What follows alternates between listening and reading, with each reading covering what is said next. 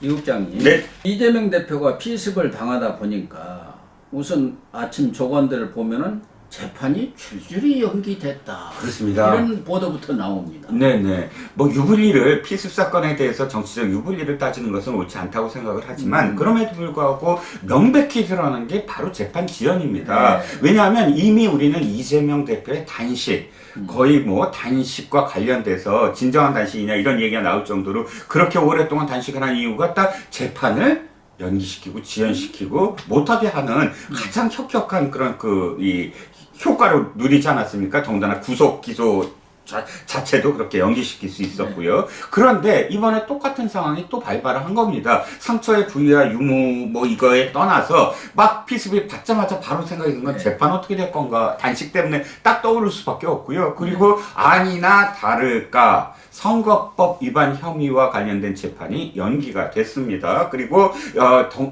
일주일에 3번이잖아요. 예. 일주일에 3번. 그러니까 지금 대장동 백현동은 제외하고요. 대장동, 성남FC 등등과 관련된 재판도 다음 주 재판은 일단 연기됐다라고 지금 보도가 나오고 있습니다. 유준 교사도 원래 8일 날 네네. 본 재판을 시작하게 돼 있었지 않습니까? 그렇죠. 그래서 그 공범이죠. 유증을 한 그 공범 김진성 씨에 대해서 결심을 하겠다. 네. 했는데 이것도 뭐 20 며칠로 이렇게 연기가 됐죠. 됐더라고요. 예. 그러니까 모든 재판이라든가 이런 것도 연기될 수밖에 없고 지금 이재명과 관련해서 수원지검에서 여러 개 지금 수사를 벌이고 있죠. 네. 이런 부분도 다 영향을 받는 거 영향을 아니겠습니까? 받죠. 예. 물론 지난번 단식은 본인이 자의적으로 한 것이지만 이번에는 뭐 물론. 자의는 없는 것이고 네. 피습을 당하긴 여기에 했지만요. 피습을 당한 거기 때문에 어쩔 수 없다 하더라도 결과적으로는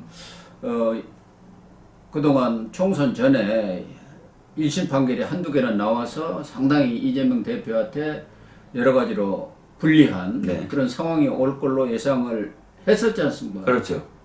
그런데 이것도 뭐 운이라기 하는지 어떨지 그렇습니다.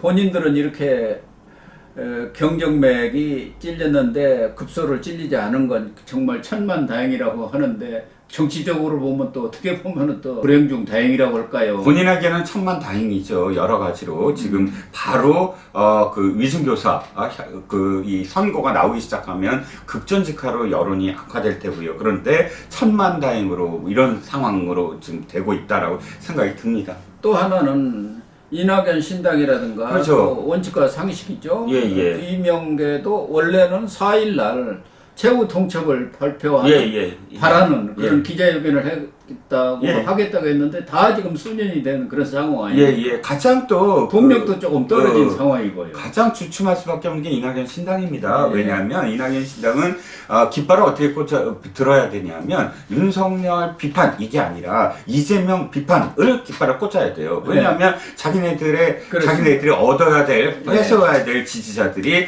윤석열 지지자가 아니라 민주당 지지자. 그렇죠. 민주당 지지자들을 나눠서 가져와야 되는데 그렇다면 내가 왜 나와야 되는가, 왜 새로운 당을 만들어야 되는가에 대해서 역설을 해야 되고 그러려면 이재명이라는 정치인이 어떠한 정치인이다라는 걸 직접적으로 이제부터 공격을 해야 되거든요. 예. 그래서 내가 나올 수밖에 없었다. 그리고 이쪽으로 모여달라. 이걸 설득을 해야 되는데 지금 모든 것이 다 올 수 없됐다는 겁니다. 또 하나는 국민의힘 입장에서는 한동훈 비대위원장이 들어서면서 한동훈 효과랄까? 네. 한동훈 바람이 지금 거세게 불어닥친 그런 상황이고 그렇습니다. 그동안 언론 보도도 거의 한동훈이 도배하다시피 했는데 예. 지금 싹 사라져버리고 그런 상황 속에서 국민의힘 입장에서는 한동훈 컨벤션 효과가 조기에 이게 사라질 게 수도 아니냐. 있겠다 하는 걸 지금 우려를 하고 있지 않습니까? 그럴 수밖에 없죠. 저도 이제 정치부 기자들 후배들이 많아서 그때 또 연락도 많이 합니다만 어저께 이제 통화를 해봤더니 전부 다 서울대병원 앞에 있다. 그러니까 지금 이재명 기사로 도배를 하지 않습니까? 네네. 방송 신문 왜냐하면 그쪽으로 이제 이 국민의힘 출입 기자들도 일부 차출될 수밖에 없는 상황이에요. 이 여러 가지 어떤 당장 정치부 기사만 나오는 게 아니라 당장 이제 그 가해자와 관련된 여러 가지 지금 이 기사들을 단독을 누가 내느냐 해갖고 다 뛰어들었대요. 예. 그래서 뭐 충남 아산에 그 부동산 그 공인중개소 사무소 누가 먼저 가냐, 누가 그 안에 그 저기를 집기를 먼저 보냐 갖고 뭐 완전히 언론들이 지금 다 경쟁을 벌이고 있는 상황이니 그렇게 취재를 벌인 것들을 다 뭐 단독이라고 다 이제 쏟아낼 거 아닙니까? 그러면 한동훈 비대위원장과 관련해서 계속 이렇게 차곡차곡 쌓아왔던 어떤 그런 기사들이 묻힐 수밖에 없죠. 예, 어쨌든 이재명 피습 사건의 후유증이 후폭풍이 정치권에도 거세게 부는 네. 그런 상황인데 네. 한동훈 비대위원장은 대전, 대구를 거쳐서 4일날 광주를 지금 방문을 했습니다. 네. 그래서 5.18 민주묘지를 참배를 했어요. 네.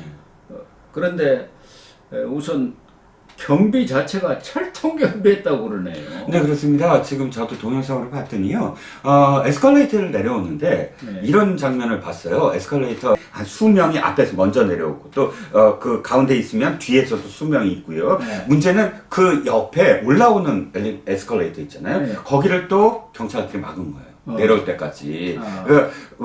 그건 이해는 갑니다. 왜냐하면 한동훈 비대위원장을 테러하겠다라는 글들이 막 올라왔고요. 인터넷에 올라와서 살해하겠다는 예, 글도 그 올라왔잖아요. 협박범은 잡혔습니다. 40대 남자죠. 예, 40대 남자 잡혔습니다. 그런데 그러다 보니까 일단 국민의힘이 논평을 공식적으로 발표를 했어요. 우리가 요청한 적 없다. 이건 경찰이 지금 한 것이고, 그런데 좀 최소화해 달라고 부탁을 했다. 이렇게 표현을 합니다. 왜냐하면 사실 한동훈 비대위원장은 지금 국민 접촉이 많아야 돼요. 네, 왜냐하면 그럼요. 이전까지는 검사였고요. 아니면 법무장관이었잖아요. 근데 지금은 정치인입니다. 그리고 대중 정치인으로 지금 탈바꿈하고 있잖아요. 그래서 지금 신년회에 다 참석해가지고 그렇죠. 대중과의 그런 접촉면을 늘리고 있는 거 아닙니까? 건배사까지 했다는 거 아닙니까? 네. 제가 술을 또 안 먹는데 저 이런 거 잘 못합니다만 건배사를 해보겠습니다 하고 대전 내려가고 건배사도 하고, 그러니까 정말 우리와 똑같은 사람이구나, 그리고 참 이렇게 친화력이 있구나, 이런 모습을 이제 빠른 시간 내에 인지시키려고 하는 것이 당연히 뭐 한동훈 비대위원장으로서는 지금 당연한 어떤 과제일 텐데, 너무 경우가 철통 같으니까 네. 대민 접촉이 거의 지금 이루어지지 못하고 있는 게 아니냐라는 지금 우려가 나오고 있습니다. 그래도 광주에서는 전에 황교안 대표도 5.18 매혹을 참배했을 때 상당히 거센 그 반발을 받았고, 윤석열 대통령도 이 대통령이 되기 전까지 세 번의 광주 5.18 매혹을 방문했습니다마는 참배를 못했어요. 막았습니다. 대통령이 돼 가지고 2023년 5.18 때 처음 그 민주문을 넘어가 가지고 이 묘역에 참배를 했는데, 이번에 한동훈 비대위원장 이번 5.18 묘역 참배는 그런 뭐 거센 반발은 별로 없었던 것 같습니다. 그래서 호남 쪽에도 한동훈 비대위원장에 대한 뭐 인기랄까 이런 것들이 좀 있기는 있는 것 같아요. 그렇게 거부 반응은 없는 것 아닌가 하는 생각이 듭니다. 뭐 물론 윤석열 대통령이 세 번의 거부를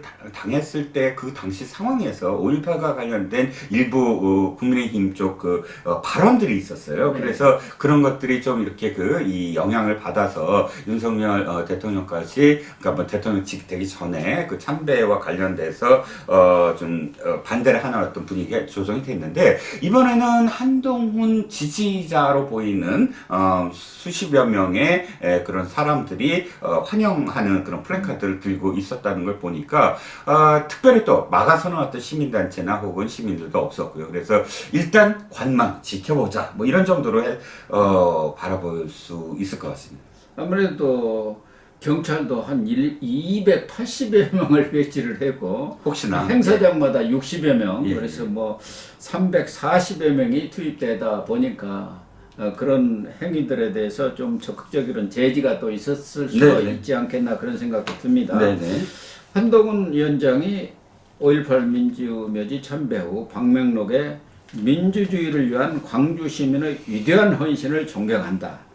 그 뜻을 생각하면서 동료 시민들과 함께 미래를 만들겠다 이렇게 썼는데, 광주에서 무슨 메시지를 낼까 이런 게 이제 관심사였는데, 5.18과 관련한 메시지를 내기는 냈네요. 네네, 그렇습니다. 5.18 관련해서 이제 헌법에 만약 개헌을 하게 되면 헌법에 그것을 기재한다, 안 한다를 갖고 사실 계속 뭐 논쟁이 있지 않았습니까? 한동훈 위원장은 단언했습니다. 그건 당연히 올라야 된다. 헌법 전문 수록에 올라야 적극 된다. 찬성한다. 예, 그리고 사실 한동훈 법무장관 시절부터의 행보를 보면 이건 어느 정도는 예측 가능한 게 한동훈 법무장관이 4.3 사태의 희생자와 관련된 또는 유족들과 관련돼서 직권으로 재심을 요청할 수 있게 그 법무장관이 솔선수범하지 않았습니까? 그리고 또 제주도도 직접 내려가서 4.3 사건과 관련돼서 다시 그렇게 직접 나는 그 부분과 관련돼서 위로를 하고 내가 법무장관으로서 할 수 있는 영역은 다 또 하겠다라고 약속을 하는 그런 과정도 있었습니다. 그런 걸 보면 어쨌든 한동훈 장관은 이 5.18 내지 4.3 뭐 이런 부분과 관련돼서 상당히 뭐 이 보수 정당으로서는 전향적인 그런 태도를 취할 수 있을 것으로 보입니다. 한동훈 위원장은 그러니까 4일 오전에는 광주시당 신년 인사에 참석을 하고 오후에는 충북 청주에서 열리는 충북 도당 신년 인사에 참석. 아주 바쁘네 바빠. 어쨌든 이재명 피습 사건이 났습니다만은 정치권은 이런 경우를 정중동이라고 해야 되나요? 겉으로는 일단 좀 자제를 하면서도 그래도 정치가 지금 안 할 수는 없지 않습니까? 총선이 코앞에 닥쳐 있는 그런 상황입니다. 그렇죠. 그래서 최소화하는 일정을 보이고 있습니다. 그러니까 광주 내려가서도 만찬 같은 게 준비되어 있었는데 만찬을 하지 않는 걸로. 그러니까 뭐 이 그 신당 도당 신년 인사회는 참석을 하되 만찬을 취소를 해버렸고요.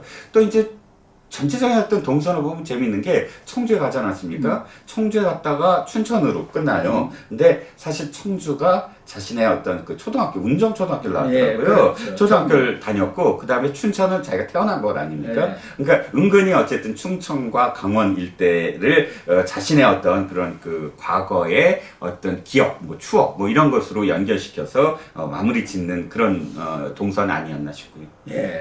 그런 것 같습니다.